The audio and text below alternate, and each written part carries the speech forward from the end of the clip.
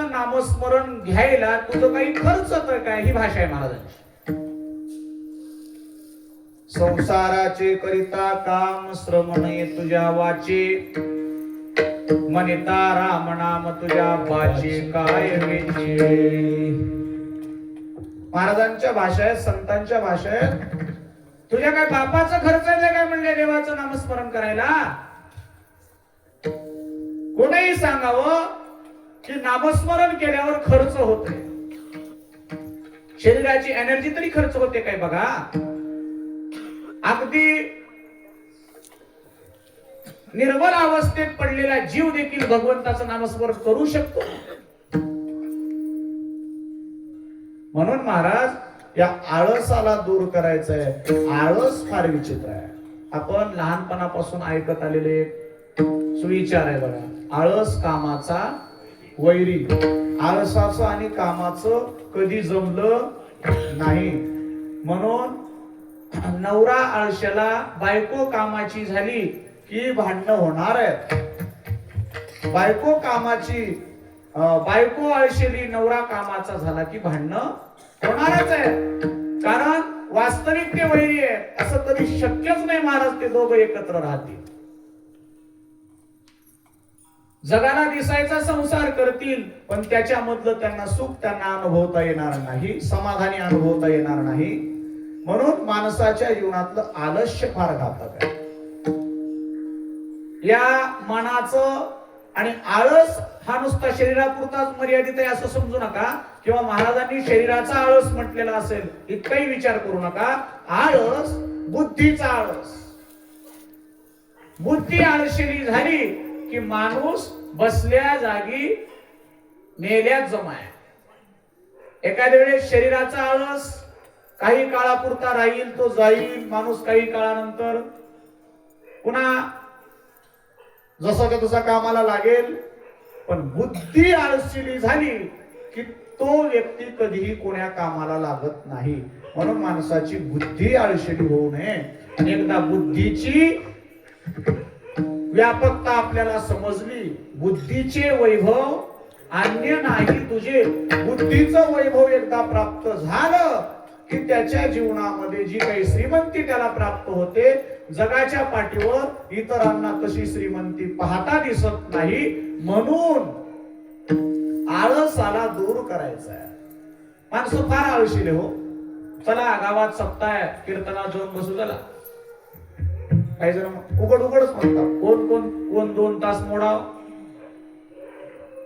आणि कीर्तन ऐकून आतापर्यंत किती लोक मोक्षाला गेले, कोणाचं बरं झालं. सरळ सरळ बोलणारे जरा बरेच वाटतात मला इथं येऊन काड्या करणाऱ्यापेक्षा. आता काही काही याच्यामध्ये काय सांगते काय नाही की बघा 4-2 गोष्टी चुकीच्या घडल्या तर ते रेकॉर्डिंग करून व्हॉट्सअपला सोडता येते. तशा पद्धतीचे काही राहतात.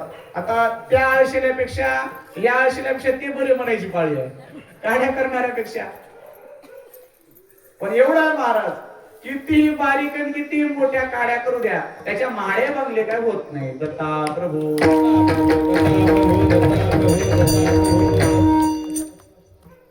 तुम्हाला माहिती असेल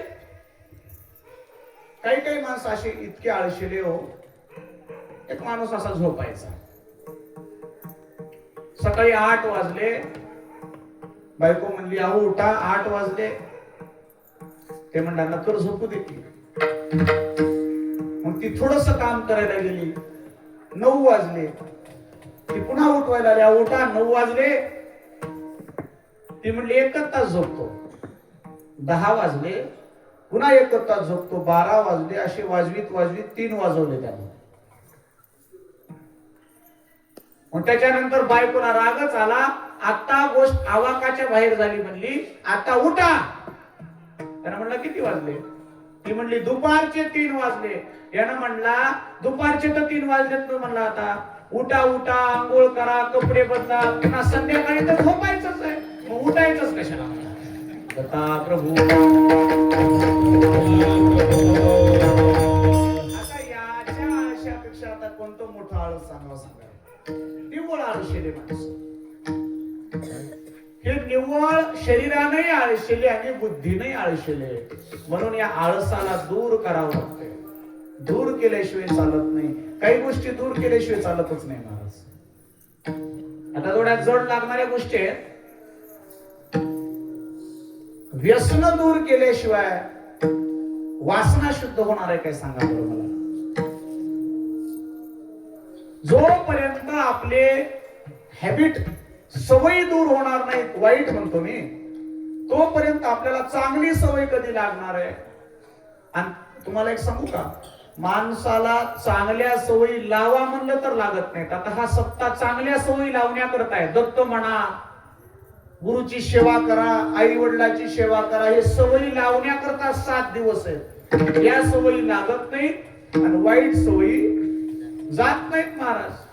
अवघड आहे की नाही सांगा. एकदा असं झालं, एक कंडक्टर दुपारच्या सुट्टीमध्ये घरी आला आणि बायकोला सांगितलं चहा कर. म्हणला थोडासा थकलोच मी.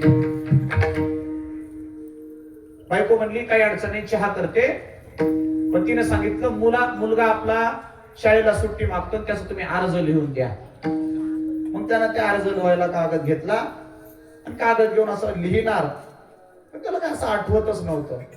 पुन्हा त्यानं पेन काढली, पुन्हा टेकवली, त्याला काही लिहायचं आठवतच नव्हतं. पत्नीला बोलवलं, इकडे ये का म्हणला तू. ते म्हणले काय झालं, थोडस माझ्या खुर्चीला हलव म्हणला. ते कसं काय, कंडक्टरनं सांगितलं माझं अंग हल्ल्याशिवाय म्हणजे पेनच चालणार. आता मला सांगा, असल्या सवयी जात नसतील माणसाच्या तर चांगल्या सवयी लागणार कधी. दत्ता प्रभू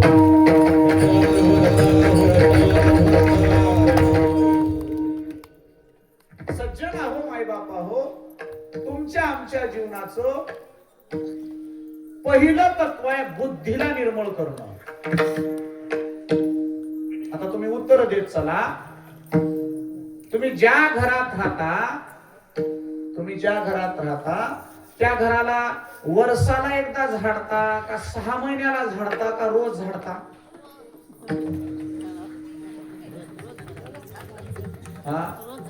रोज झाडता की नाही.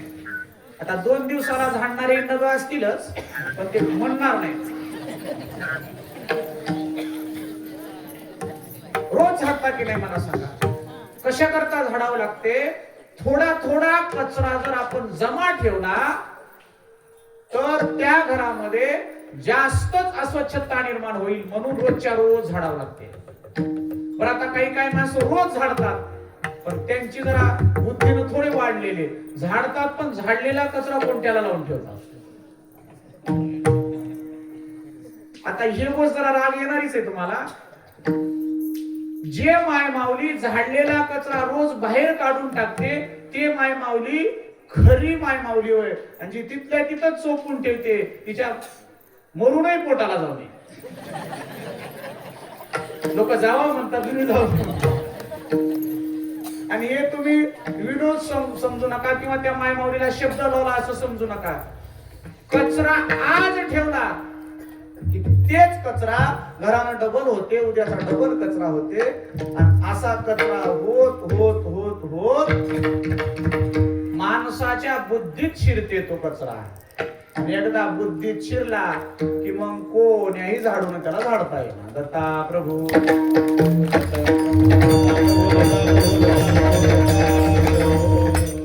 सुग्रण माय माऊली कोणाला म्हणतात. नुसती स्वयंपाक चांगलं चविष्ट करते तिथपुरतं नाही. सुग्रण म्हणजे घरामध्ये सर्व साहित्य लावून ठेवणं आहे. ते सुग्रण शब्द वास्तविक शब्द नाही बरं, ते मूळ शब्द आहे सुग्रहिणी. शिकले त्याला लक्षात येईल. सुग्रहिणी शब्दाचा अपभ्रंश झाला, सुग्रण शब्द झाला. म्हणजे सुग्रण आपण मर्यादित वापरतो. चांगला स्वयंपाक जमला की सुग्रण आहे पाहिजे, तसं नाही. सुग्रण म्हणजे घराची नीटनेटकेपणा, लेकराला कसं ठेवावं, नवऱ्याला कसं वागवावं, सासू सोबत कसं वागावं, देरासोबत कसं वागावं, घरच्यांसोबत शब्दाचं बोलणं कसं ठेवावं, शेजाऱ्या पाजाऱ्यासोबत कसं वागावं, आणि आलेल्या माणसाचा सन्मान कसा करावा, अतिथ्याचा सत्कार कसा करावा, पाहुण्या रावळ्याचा सन्मान कसा करावा, हे ज्या मायमाऊलीला कळते की नाही महाराज, त्या मायमाऊलीला सुग्रहिणी म्हणतात. अशी मायमाऊली जर एखाद्याला मिळाली असेल तर तो जिवंतपणे स्वर्ग भोगतो असं समजा. दत्ता प्रभू. हे मी म्हणत नाही, तुम्ही कधी एखाद्या वेळेस चाणक्य नीती जर हातात पडली तुमच्या, तर चाणक्य नीतीमध्ये चाणक्याने सुंदर वर्णन केलंय. सुभार्या म्हणजे चांगली पत्नी मिळाली की जिवंतपणे स्वर्ग भोगल्याचा आनंद आहे. पण घरी आल्या आल्या आराम करावा म्हणून ऑफिस मधून थकून आलेला माणूस घरी आल्या आल्या सकाळच अंतरण निघालं नाही, मग त्याच्या मनाच्या दिवसभर झालेल्या त्रासातून तो मुक्त होणार आहे काय सांगा. मग त्यामुळे तो चिडचिड करील, मग घरी नीट वागणार आहेत म्हणून ती जाईल रेल्वे स्टेशनला. आता निम्म्याहून अधिक लोक घरच्या टेन्शन न पितात. आता ते लोक आम्हाला सांगतात, महाराज तुम्हाला काय माहित आहे, तुम्हाला याच्यातलं काय कळते, तुम्हाला कळलं असतं पण तुमची सुटका झाली असं म्हणतात. बरं खरोखर आहे, अनुभव चांगला आहे त्यांना, आपल्यासारख्याने काय अनुभव नाही त्यांनी काय बोलावं. खरं सांगू तुम्हाला, कुठंतरी आपलं पेपर आपणच तपासण्याची गरज आहे मायमाऊली हो. ज्या मी सुरुवात कुठून केली बघा, ज्या मायमाऊलीनं घर स्वच्छ ठेवायचं, ज्या मायमाऊलीला जमलं त्या मायमाऊलीला सगळ्याला स्वच्छ ठेवता येते. हे फार महत्वाचा मुद्दा आहे. तुम्ही रोजचं हे साधारण कार्य आहे घरचं, पण त्याला हलक्यात घेऊ नका. तुमच्या घरी लक्ष्मी नांदायची असेल तर झाडू फिरलाच पाहिजे. म्हणून जुन्या मायमाऊल्या म्हणतात फड्याला लाथ लागू नये, कारण फडा काय आहे, लक्ष्मी आहे. लग्नामध्ये त्या फड्याला फार सन्मान आहे, बरोबर आहे. त्या लक्ष्मीला आपल्या घरामध्ये ठेवायचं असं, तिला जागोजाग तिचा स्पर्श झाला पाहिजे. हे जसं त्या पद्धतीनं बुद्धी नावाचं जे घर आहे, मला इथं आणायचं होतं तुम्हाला, या बुद्धी नावाच्या घराला रोज कचरा होते. शेताकडे जाऊन आलं, चौकात जाऊन आलं की कचरा भरून आणते माणूस. फलाण्याचं असं झालं, बिस्ताण्याचं असं,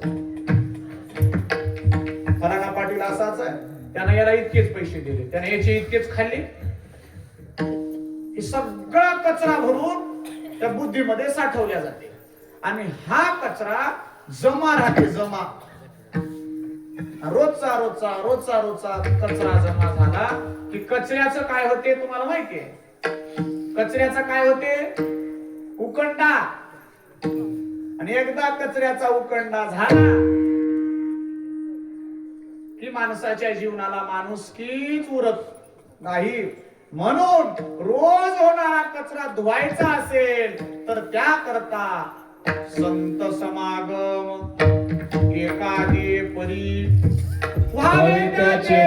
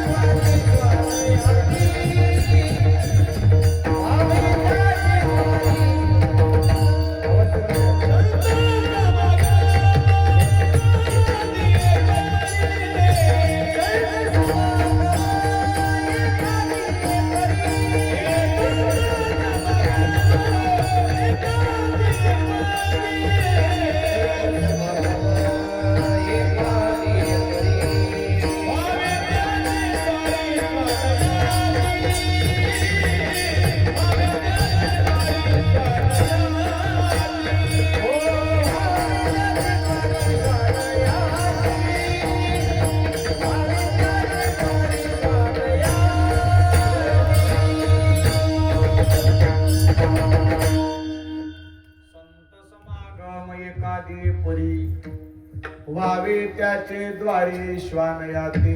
आता बघा इथं श्वान म्हणजे कुत्रा जरी होता आलं तरी संताच्या दारात लावा. श्रीमंताच्या घरचा किंवा दुष्टाच्या घरचा सेवक होण्यापेक्षा संताच्या दारातला कुत्रा झालेला बरा. संतदारी कुत्रा झालो प्रेम रसासे सोबतो संताच्या दारातला पुत्र होण्याचं भाग्य. आता बघा, पुत्र हा इतर जागेचा असेल तर तो अस्वच्छ आहे, ते होण्याची अपेक्षा कोणाला नसावी, कोणी करूही नये. पण तोच पुत्र संताच्या दारात असला तर व्हायचंय बरं काय. कोणत्याही पुत्र्याच्या जन्माला नाही.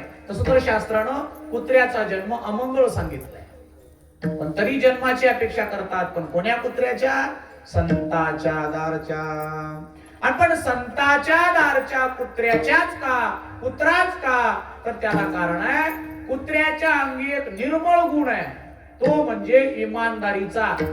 पुत्रा जितका इमानदार असतो तितका माणूसही इमानदार असत नाही. म्हणून कुत्र्याच्या अंगीचा इमानदारीचा गुण लक्षात घेता, जो कुत्रा ज्या मालकाच्या घरी भाकर खातो की नाही महाराज, तो कधीच मरेपर्यंत त्या मालकाला बैमानकी करत नाही. हा त्याच्या ठिकाणचा विशेष गुणधर्म आहे. याच्या करता तो संताच्या दाराचा झाला, की संताच्या दारातला कुत्रा झाल्यानंतर त्यांनी जे टाकलंय ना, त्यांनी खाल्यानंतर संतासोबत तो कधी बैमानकी करत नाही. आणि जगाच्या पाठीवर संतासोबत ज्यांनी बैमानकी केली त्याला देवही सुट्टी देत नाही. दत्ता प्रभू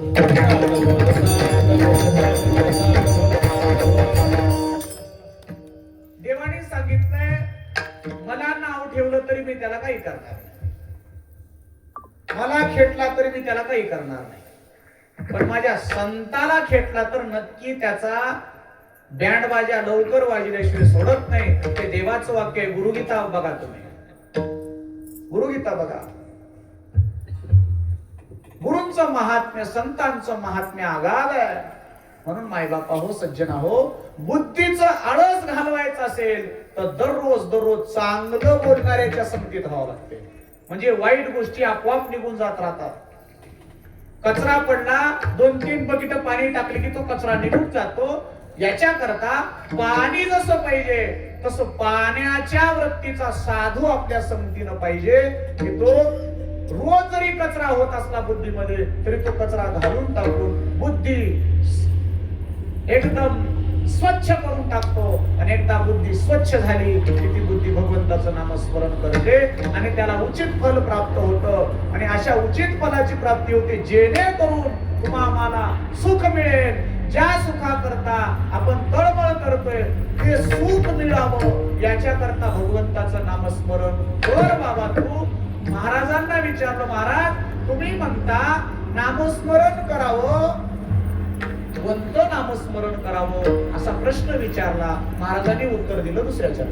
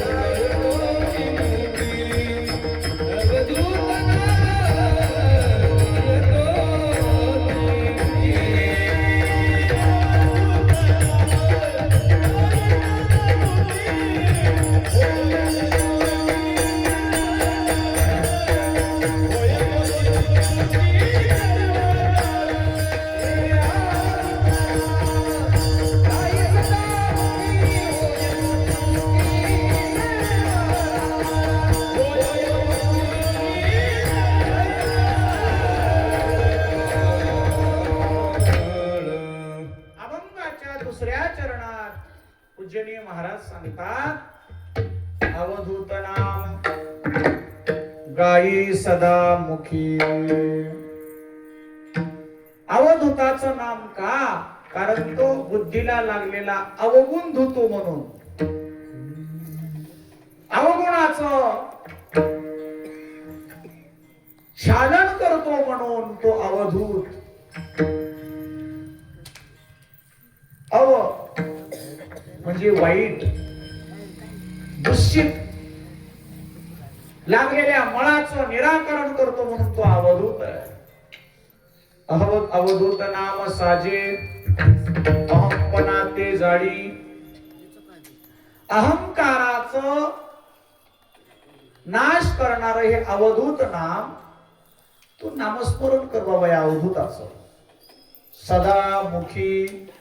परमार्थामध्ये एक शब्द फार महत्वाचा आहे, तो म्हणजे सदा, नित्य, सतत, अखंड, सदोदित. हे शब्द शिखराच्या टोकाचे आहेत. ज्याच्या जीवनामध्ये सातत्य आहे त्याच्या जीवनामध्ये परमार्थ आहे, आणि असा परमार्थ भोगणारा माणूस भाग्यवान आहे. नाहीतर आपलं कसं आहे, आला चेव केला महादेव. चेव आलं की देव आठवतात, दुःख आलं की मंदिर आठवतात, काम पडलं की महाराज आठवतात. मायबापा हो, सज्जन हो, लक्ष द्या. अखंडता असावी, सातत्य, नित्यता असावी. नित्यतेनं भगवंताचं सामिप्य जवळीक साधते, आणि एकदा जवळीक साधली ना महाराज त्याच्या जीवनामध्ये होय तोची सुखी. सर्व काळ सुखाचा तो अधिकारी होणार आहे. आता एवढ्या गावामध्ये जेवढे माझ्या समोर उपस्थित आहेत तेवढ्यांना मिनिमम कमीत कमी विचारलं तर सगळ्यांना तुम्हाला सुख पाहिजे का असा प्रश्न केला मी तुम्हाला. त्याच्यातला एक तरी माणूस निघणार आहे का नको नको सुखाची आम्हाला गरज नाही असं म्हणणार इथं नाही, धरत्रीवर सापडणार नाही. पण एक महिला होऊन गेली आपल्या इतिहासामध्ये. त्या महिलेचं नाव आहे महाभारतामध्ये गांधारी. गांधारीनं देवाला माफ करा कुंती, पांडवाची आई, पांडवाची आई कुंती देवाला दुःख मागते. दुःख कशा करता? देवा जर तू सुख दिलास तर सुखामध्ये तुझं नाव विसरून जाईल, दुःखामध्ये तुझ्या नावाची मला आठवण येईल, म्हणून दुःख दे. किती मोठं धैर्य असेल बघा दुःख मागणारी. पण तुम्हा आम्हाला देवाचं नाव मुखात येऊ न येऊ पण सुख दे. 4 साखरेचे दाणे ठेवायचे समोर, देवा मला सुख दे. आता तुमचं आमचं सोडा, तुम्हा आम्हाला सुखाची थोडीफार जाणीव आहे. पण ज्या लेकराला काहीच कळत नाही ते देखील लेकरू देवापुढे दर्शन घेताना काय म्हणतं? देवा आम्हाला सुखी ठेव म्हणता की नाही तुम्ही? तुम्हाला माहिती आहे का सुख म्हणजे काय? माहिती नाही. महाराज हे लेकरांना काय सुख कळतं? हा पुढे बिडे खायचं कळतं, सुख काय कळणार आहे? तरी देखील सुखी ठेव वाटतच की नाही सांगा? म्हणजे याचा अर्थ लहानापासून व्रतापर्यंत सगळ्यांना सुखी राहावं वाटतो. माणसाच्या जन्माला आलेल्याचा विचार आहे. मज लागी दुःख भावे, मज लागी दुःख भावे, मज लागी दुःख भावे, मज लागी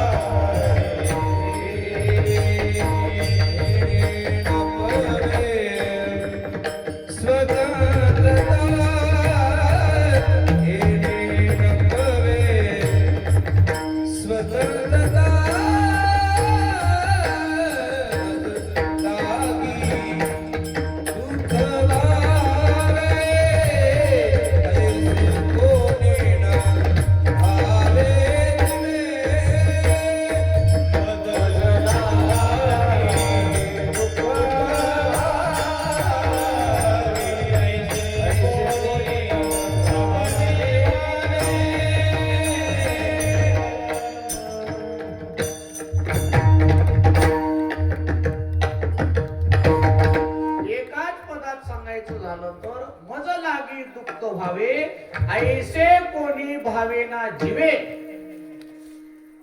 बाकी पशुपक्ष्यांचं सोडा, पण जो मनुष्य जातीचा पुरुष आहे तो कधी दुःख भाव वाटत नाही. परत त्याला सुखाच्या प्राप्ती करतात त्यांना जन्म झालाय, त्याला दुःख भाव वाटणे काही आवश्यक नाही. पण तरी देखील होतो, हे आपल्या जीवनातलं प्रारब्ध आहे.